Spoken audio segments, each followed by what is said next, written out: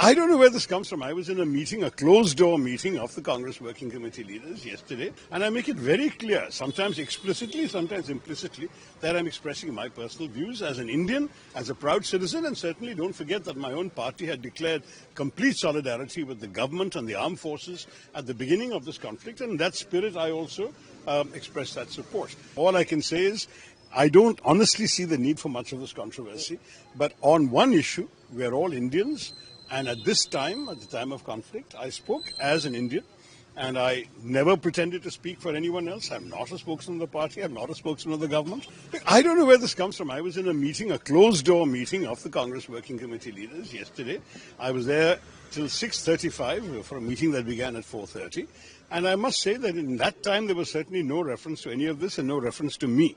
Now, if something happened thereafter, I am yet to be informed of it. So when I'm informed, I will react. I don't see much point in reacting to something of which there's been no official communication to me of any kind, nor any discussion of which I was a part. So what said is that, whenever you speak, it should not be to just parties.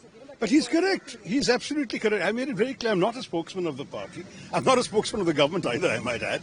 I'm, for whatever it's worth, people seem to think I have some knowledge about some of these subjects, and so they come and ask me my views.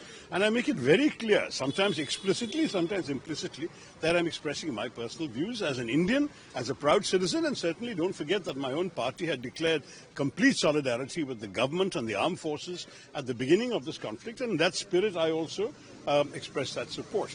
To my mind, it was merely a contribution to a very important national discourse at a time when, frankly, it was important for us to rally around the flag. There were, especially internationally, there was a relative lack of our point of view being heard, particularly in Europe, the Middle East, the US, and so on.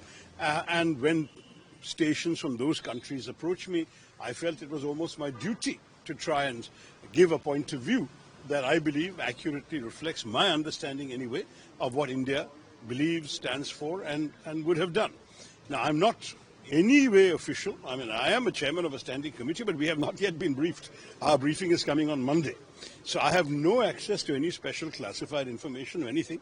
I'm giving my personal opinion as somebody who has been witnessing and watching world affairs from close quarters for a very long time. That's about it. And frankly, people are entirely free and welcome to reject my point of view. This is my point of view, that's all. To which I am, I believe, entitled in a democracy. So Sudan has already come out again today that he is not happy about being removed from the pool. And there was a speculation that you should be speaking to Sudan and to pacify him.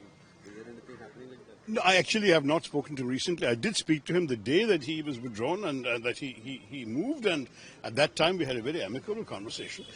As far as this is concerned, it is a decision of the leadership of the party, the so-called high command, and when we as individual members of the party were asked our opinions, we gave our opinions.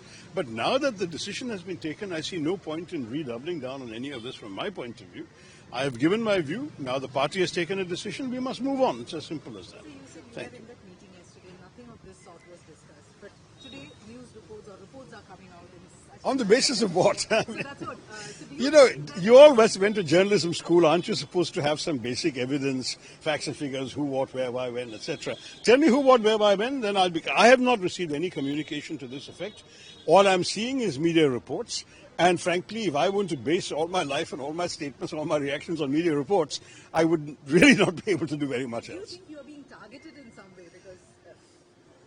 Because you folks tell me, am I in your crosshairs? I don't know. Look, as far as I'm concerned, I'm trying to do my work. I have a lot of engagements in the constituency this evening, which is why I'm here, and I should be allowed to go on and meet them. All I can say is I don't honestly see the need for much of this controversy, but on one issue, we are all Indians, and at this time, at the time of conflict, I spoke as an Indian, and I never pretended to speak for anyone else. I'm not a spokesman of the party. I'm not a spokesman of the government.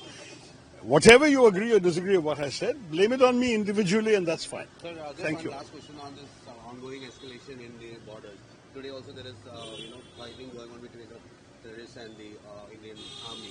So how do you see this? Whether it will be of India's interest to continue this, or it will be Look, terrorism has to be resisted. On that, the country is united.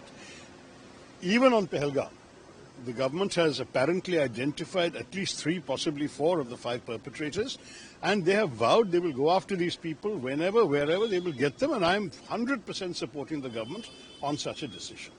So my situation at the moment is we don't have more information than you in the media are telling us.